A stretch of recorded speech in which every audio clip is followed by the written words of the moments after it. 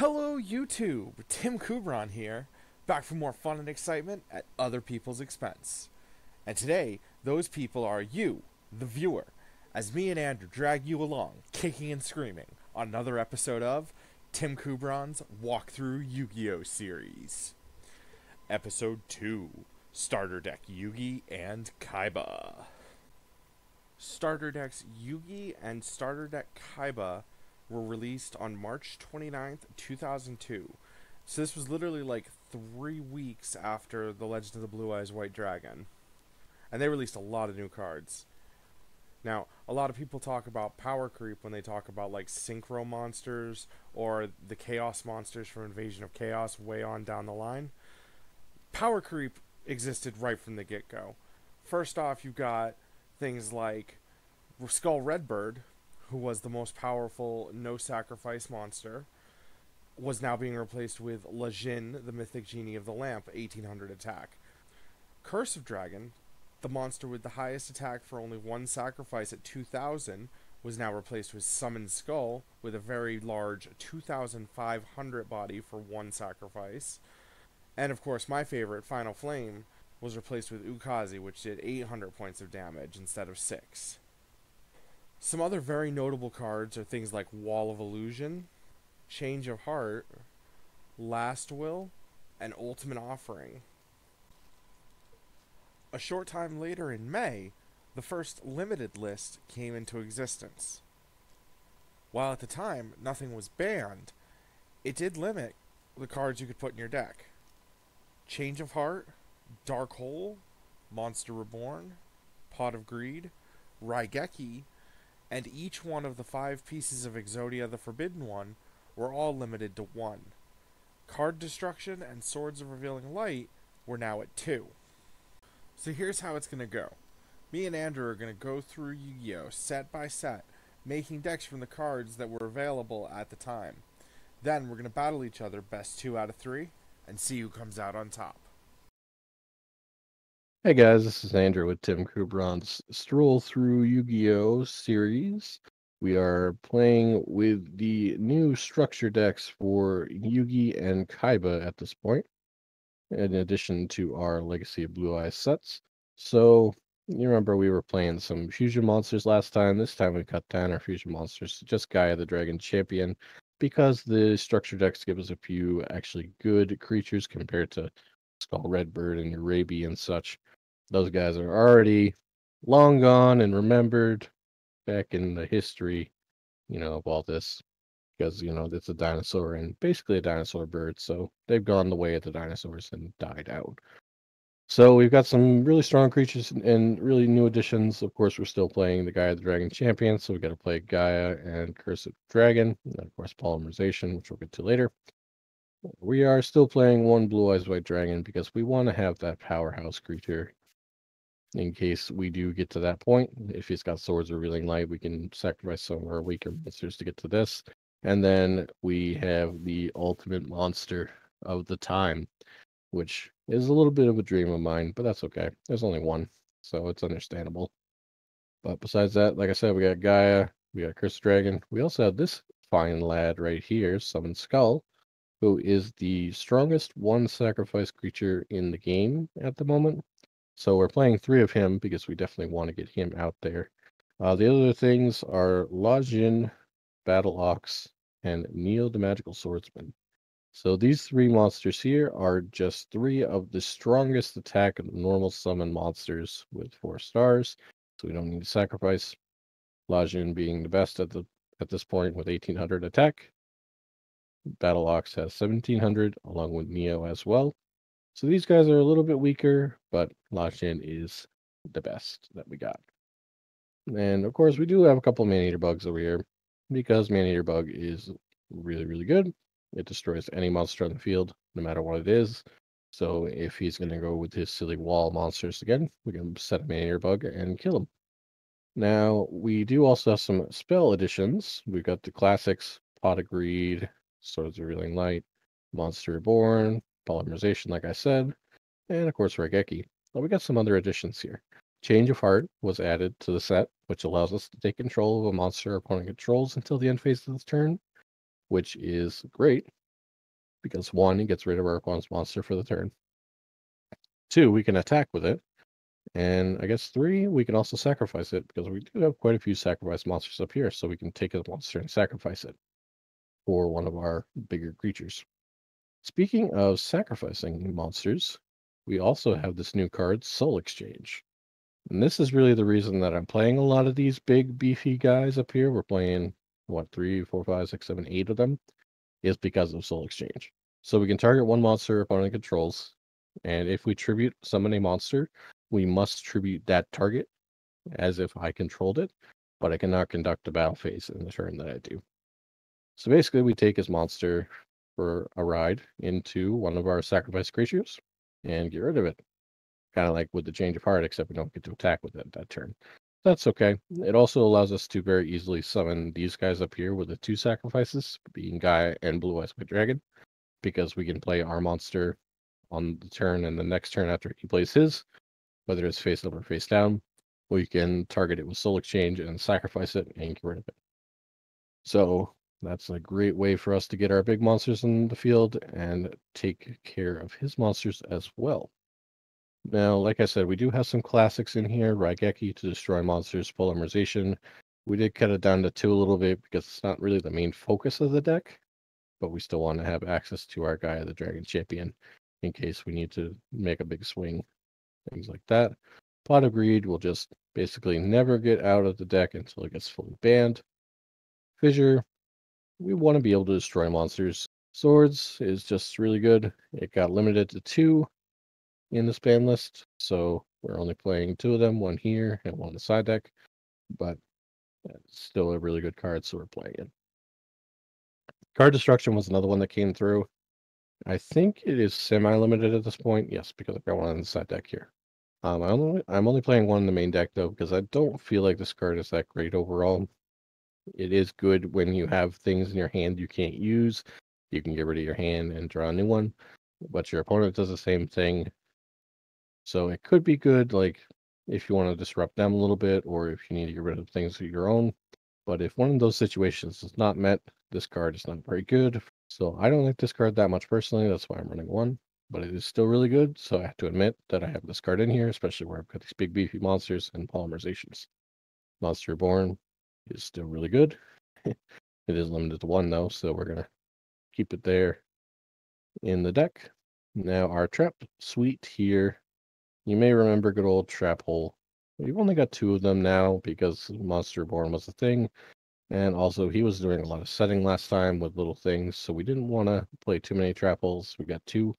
Wabaku is another new card where if you activate it, you take no battle damage and your monster's gonna be destroyed by battle this turn. So if he plays something bigger than me, or if I have nothing on the field, I can activate Wabaku and take no damage. And also he doesn't destroy my monsters, which can save me for tribute summoning next turn. Another card that is new and is not limited at all yet is Ultimate Offering. Now, this card says during your main phase or your opponent's battle phase, you can pay 500 life points, and immediately after this effect resolves, you normal summon or set 1 monster. This card is really, really good. It can be a little clunky, again, but hopefully things like Card of Destruction and our big boys up here will help us take care of that. All right, now we got our side deck. Like I was saying, we got some more swords, some more Card Destruction, if we feel like we need these things. Honestly, swords probably should be in the main deck, but it's in the side deck for now. Card Destruction, again, it's very, very clunky, very situational. But with the deck that I have here, I probably wanted to run the second one in the main deck in hindsight, but whatever. Some other cards that we have are Giant Soldier Stone and Mystical Elf, in case he's also on the same kind of plan of play big boys and attack. And knowing Tim, that might not happen. So they're in the side deck instead. And they're just going to sit here and be walls if we need them to, and we can play big attack monsters by sacrificing these little walls. All right, some other creatures that we have are our 3rd Man-Eater Bug and 3 Hane. As you probably remember from last time, Hane was a big tempo play, and if I need to make that tempo up, I can play some Hanes. And the last couple of cards are just extra cards if we feel like we need them.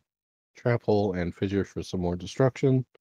And of course, Polymerization. If we really want to rely more on the fusion plan, we can have that extra Polymerization to bring in to make our guy the Dragon Champion. Alright, so that is our deck. We want to play some big boys and sacrifice for these big guys up here. So yeah, let's get into the match and take a look. Alright, here is my deck for starter decks Yugi and Kaiba.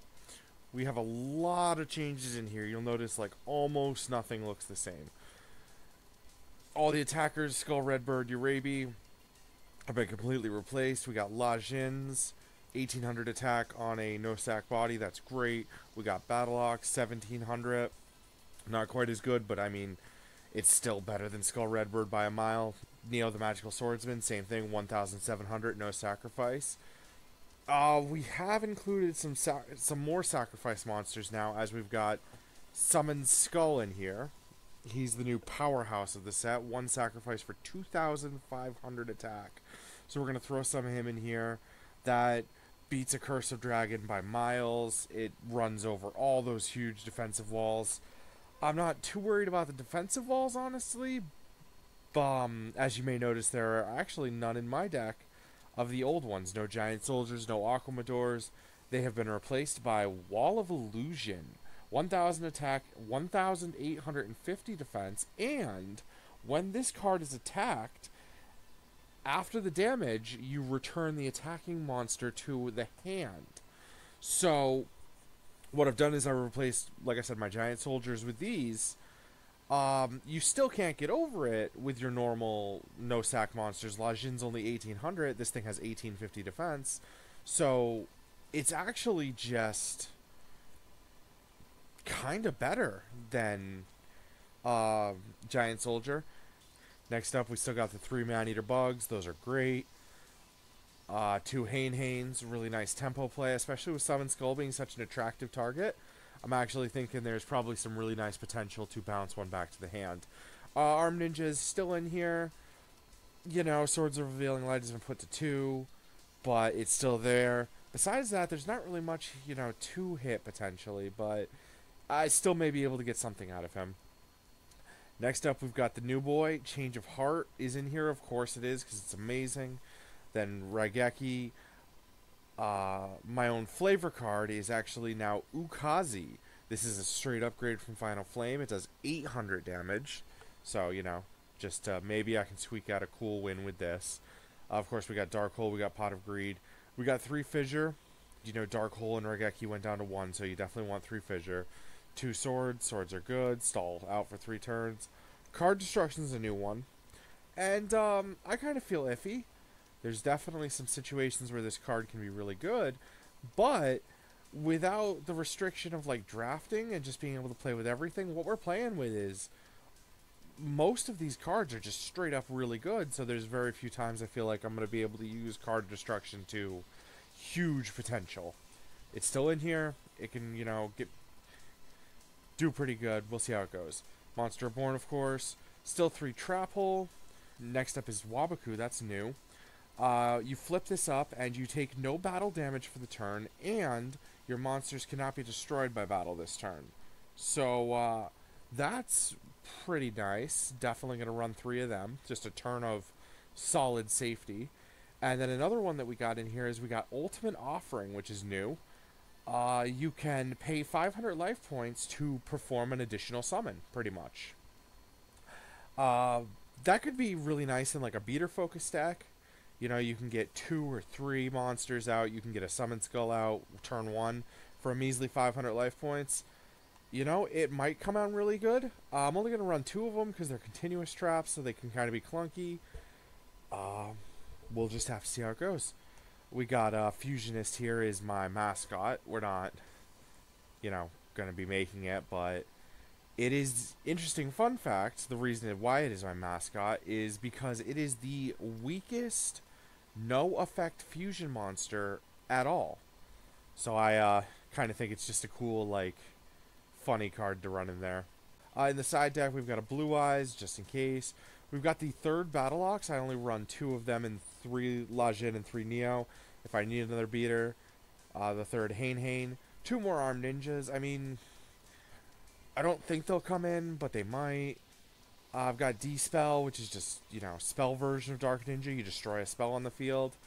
Not really a lot of targets for it, but I mean, maybe I want to have it and not have it in weak monster form. Soul Exchange, you can actually take one of your opponent's monsters and tribute your monster for it.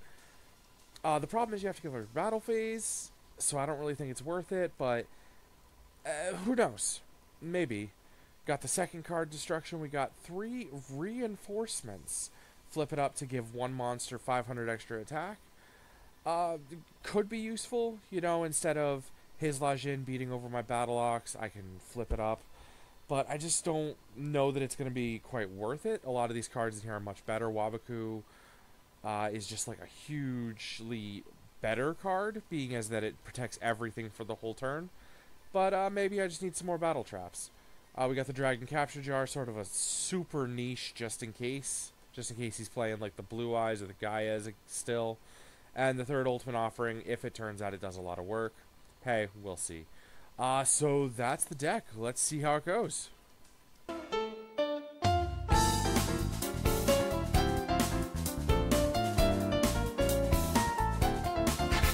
Hey, Andrew, how's it going? Hey, bro. So, how about that last match, huh? It was too inconsistent for my taste. Should have changed it up a little bit. Oh well. Yeah. Yeah, I figured that with the fusion monsters, like, you're right that they get a lot of special summoning potential in there, but you're just gonna brick so many times. Well, the biggest problem was the fact that the monsters were actually tribute monsters half the time with the Steel Ogre Grotto. Mm. So, like, I should have swapped out for a different fusion monster which didn't use that tribute creature, and used just other little guys instead that weren't that underpowered compared to everything else, but they were still a little underwhelming. So, I mean, it could have gone the same way, but I would have bricked a lot less, I think. And yeah, with in 3 hindsight, less, gone back. with 3 less tribute monsters, yeah, that would probably do it. All right, so let's get today's episode on. A couple of Steel Ogres in my hand, so it just couldn't play them and couldn't do anything. So yeah, you ready to get started? I am too. So all right, let's go. All right, you know what Damien says? Paper failed. oof. This time we're gonna go second, so we get that draw. Okay. We're gonna summon the best normal summon in the game at the moment. Lodge in the mystical genie of the lamp. He's got a nice mustache. Look at that mustache. He does have a very nice mustache, yes. Well,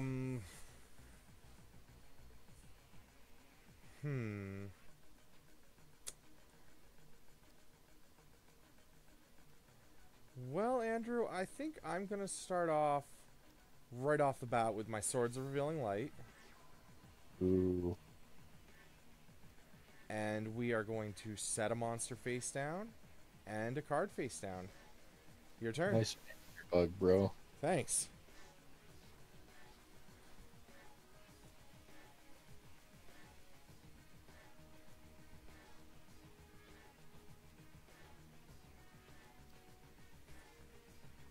Okay. I've thought this through extensively, and I'll summon Neo. Alright, I'm going to go ahead and trap hole him. Well, darn it. Just got all the answers, don't you? I do. I have all the answers all the time. All the time, every time. Alright, so I'm going to actually, flip up the Man-Eater Bug. I knew it. Get rid of your Lajin. And then I am going to summon my own Lajin with superior Japanese artwork. Not really. I'm waiting for him to wiggle his nose back and forth. Alright, then we're get in there with Lajin. Yeah. And with Man-Eater. That was also fine. And then we're going to throw... We're going to go to main phase 2 first before we throw anything. We're going to throw one card face down and end my turn. Alright. I guess we'll play this Swords of Revealing Light. Alright, not bad. Not bad. Then on turn, I guess. Well, if that's the way you're gonna be, I'm gonna switch my Man-Eater Bug to defense mode. And that's all I got, boy. What, you afraid of being attacked? I mean, you know, maybe you pop the, you flip the arm ninja up. And, Yeah, from that face down blue card I don't have. and then you use the arm ninja to attack my Man-Eater Bug. Yeah, for negative 150. Yeah, exactly. I'm pretty scared of that. Well, this is one advantage of the starter decks that we added to the Blue Eyes. Is I'm going to activate Soul Exchange, targeting Lajin, so I can normal summon Skull, and he is the strongest one summon, or one sacrifice, I should say, at this point. Replacing Curse of Dragon. Now that is the first example of power creep right there. However, A pretty good power creep. And I have a trap hole for him too. Nah. Well, he's almost out of trap holes. Yeah, I've only got like 7 left. No, you don't. Yeah, I do. You don't know This what I'm isn't running. like 2020 or something, where you got 15 trap holes and 7 mirror forces. And... Right, dude, I'm running fucking trap tricks up in here. Oh boy. Alright, yeah, they don't even introduce bottomless for a couple more sets. Oh, it's gonna be like 4 or 5. I'm gonna normal summon Battle. Alright. I guess we might as well run into this Man-Eater Bug over here. Surprise, it's not a Man-Eater Bug this time. Is it Heen? It's Wall of Illusions. Wall of Delusions. The All-Star introduced in this pack. Bouncing my creature back to my hand after battle damage, which unfortunately I was a little bit smaller, and his defense is higher than basically all the one tricks. Lochin, Battle Ox, Neo, all of them. Yeah, no, literally all the one tricks for quite a little while, actually, still. Until Vorse Raider, I think, right? No, dude, Gemini Elf comes out way sooner than that. Actually, technically, in the next set, I think, which is Dark Rulers or Spell Rulers, something. Jirai Gumo is technically a card. Oh, yeah. So which also he does get over him at an unfortunately high cost. There's also Dark Elf, too, in that same pack. Oh, yeah. Which is, you know, slightly weaker, but way more manageable of a cost. Alright, we're gonna just pass it and get rid of that swords. I think. I think this is the last turn, yeah. Yeah, okay. Finally getting rid of that. Better watch out, my Man-Eater Bug's gonna come beat you down. Oh, no. Remember this guy? No, I don't. He's gonna destroy what we can, so you can't summon no blue eyes or anything. Oh, actually, that would have been dirty. Oh, what? Never mind. Nothing. To make a blue eyes? I was not going to make a blue eyes now. Well, anyways, we're going to throw down my other Lajin. Plus, I'm going to go all in here. Going to put my wall into attack mode. Lajin's going to hit your Battle Ox. Okay. Not much we can do there. And we're going to beat you down with Wall of Illusions. Take 1,000. And that's it. Still doing good. It's another card, isn't it? Well, we're going to start out with our own Lajin. Alright. We're going to go to battle phase, and we're going to attack that wall. Get that annoyance out of here. And I'm aware it does bounce back my Lajin, but there's not much choice we had about that. Yeah, Wall of Illusions is, like I said, the MVP. With the Tim Kubron strategy. You know it, dude. Also, it's just... Not so much. It's just a really strong card, especially right now when you can't beat over it with without sacking. Yeah. Alright, we're going to throw one card face down. Monster in defense position, and we're going to try and get in there for 1,800. Nice Man-Eater Bug, bro. Thanks. You said that about my Wall of Illusions, though, don't forget. Well, it was just another Man-Eater Bug.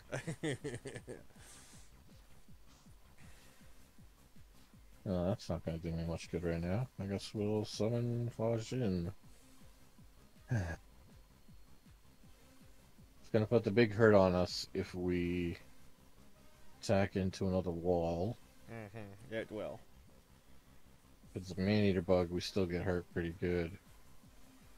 I guess we'll just end our turn. Okay. I figured you might, like, crash.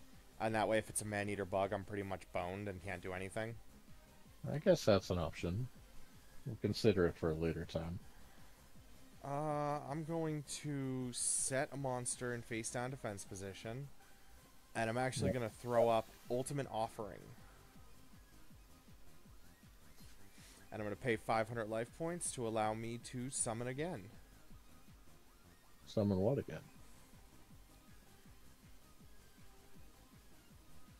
I'm going to toss Lajin to bring out Summon Skull. So since he sacrificed his Lajin, I'm imagining that those two are probably Walls of Illusion. Because he didn't flip over a man-eater bug, so this probably isn't man-eater bug. I'm going to go ahead and hit your Lajin. We're gonna cry a little bit. And that's it for me.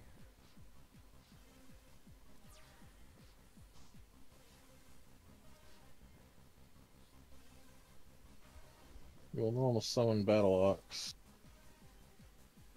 Guess I'll attack that face out. Alright. That one might be man-eater. It was Armed Ninja. We're going to check out what you have face down here. You have your own Ultimate Offering. Okay. Yep, which has not been very useful as of yet. Yeah. It like, could have been useful on maybe one of those Wall of Illusion turns. When you bounce, if a Wine Lodging got bounced back or something, I could put him back into play. Right, exactly. Then I'd have to crash our Lajins instead of just making you take 1800. But I also don't think I had a Lajin on one of those turns. I think it was only a Battle Ox, so there wasn't much point in playing something that would just die. Yeah. You mitigate a little of the damage, but yeah, it might not be worth it. Anyways, I'm going to flip up my Hane. So it is a wall. And return your Battle Ox. Making this difficult, Tim. Oh yeah, dude, that's my name. And then we're going to try and go ahead and end it with Summon Skull. Well, you're not going to end it. No, I'm going to Wabaku. Ah! Okay.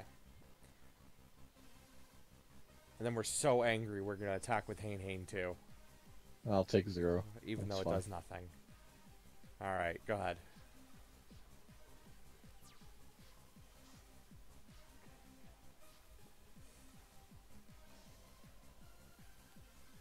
Well, I guess we'll normal summon Battle Ox. We'll go to a battle phase. At least do something. Keep you off that blue eyes white dragon here. I'm going to throw up my own Wabaku. Why, you got a blue eyes in your hand? I might. Even better, dude. I've got fucking Gaia the Fierce Knight. I'm going to sacrifice Summon Skull to summon him. Oh yeah, you're down in power. That's why Summon Skull was just so good, because he's stronger than even like the third strongest monster at this point. At the previous point. At the previous point, I should say. Yes. Alright, we're going to go ahead and hit in with Summon Skull. Okay, Oh my gosh.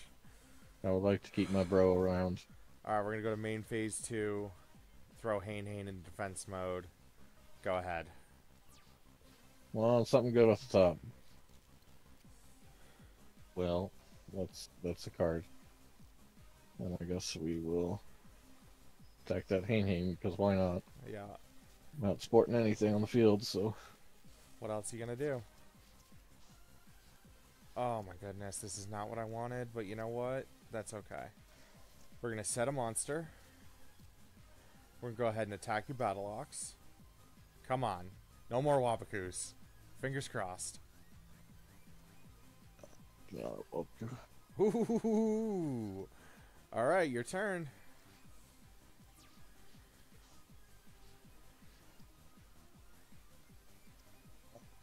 Yeah, so we're gonna give up our good old surrender because none of the cards in our hand beat Summon Skull. Bummer. What did you have in your hand? I'm not saying. Okay. I had the bad stuff.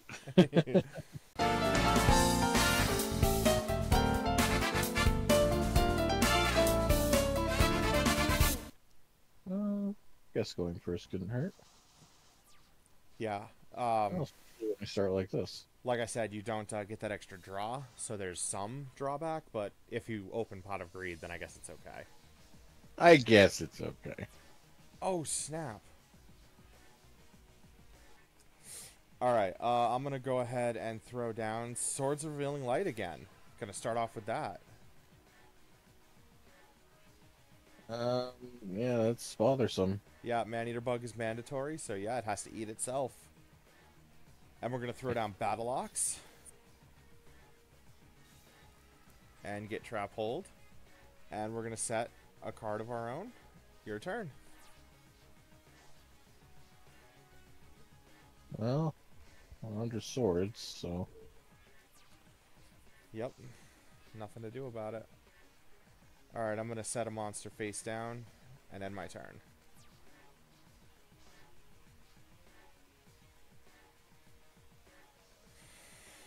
I guess we will summon Neos. Neo. We'll go ahead and trap hole him. I guess we'll do nothing. Oh, hey, look at that. Go ahead and throw down my own Pot of Greed.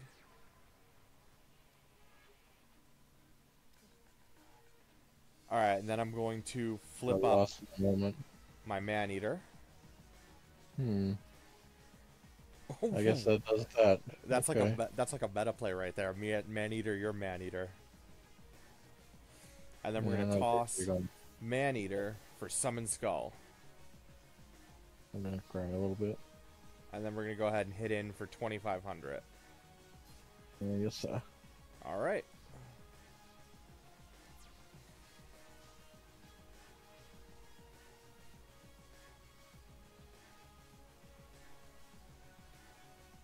So we are going to activate our here.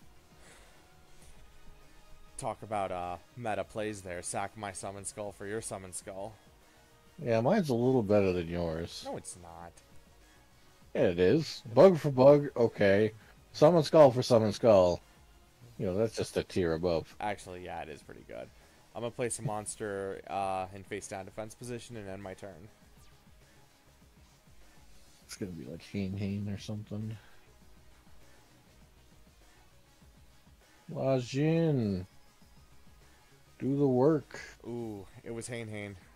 I knew it. Yeah, if you had attacked with Summon Skull, you would have at least got 1,800 in there. But if that's Wall of Illusion, I lose Summon Skull anyway. That's true, actually, yeah. So and I'm gonna go ahead. I think you would have less Hane than you. I know that you were very enthusiastic about adding that card to your deck. Oh yeah, dude. And especially after seeing your deck from last time, if Hane pops a Gaia the Dragon Champion or something, that's just huge advantage. This time it's Wall of Illusion. I probably could have guessed. And probably did guess, which is honestly why we didn't play our Summon Skull again.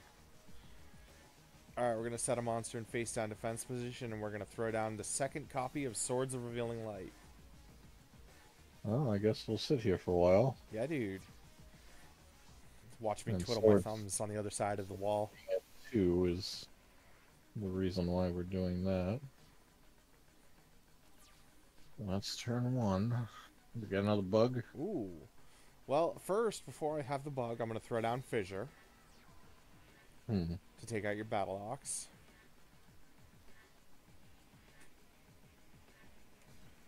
And actually, yes, I do have another bug. Yeah. Bother.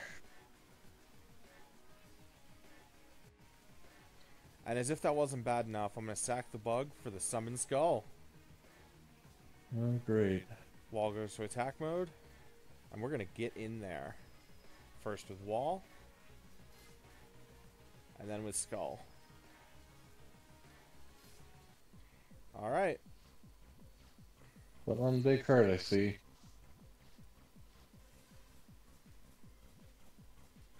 Well, I guess we'll normal summon. It's not going to do much. Oh, come on. Flip the Ultimate Offering. Don't need to yet. Set a card face down. Set a monster in defense position. And we'll go into battle. Get him, Summon Skull. Dude. Ah. Main phase 2. We're going to throw my wall to defense position.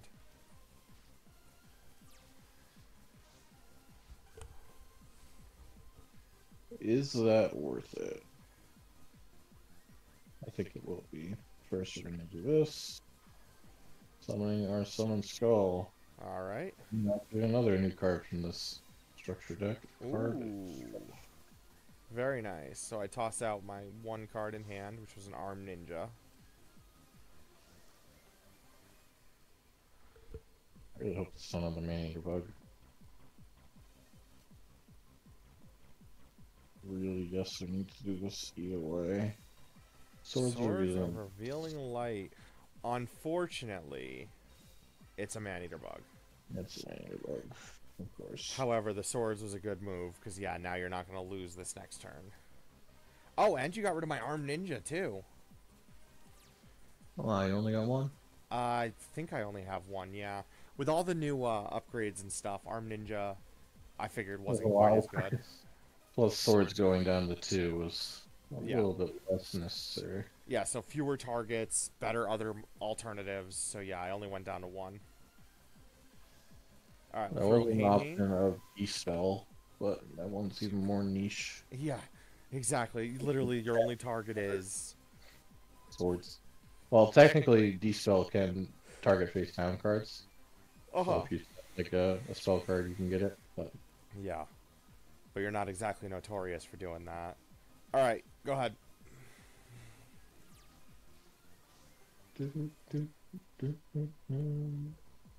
Well, I guess we'll carry on our wayward son. Alright, I got nothing either. The thrilling gameplay of early Yu-Gi-Oh! Oh yeah, dude. It's the best.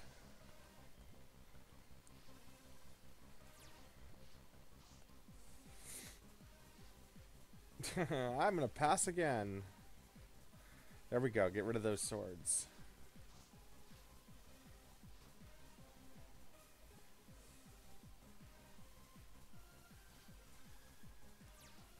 Much to do here. Uh-oh, Andrew. What do you mean, uh-oh? We're gonna try and attack for game. Of course you are.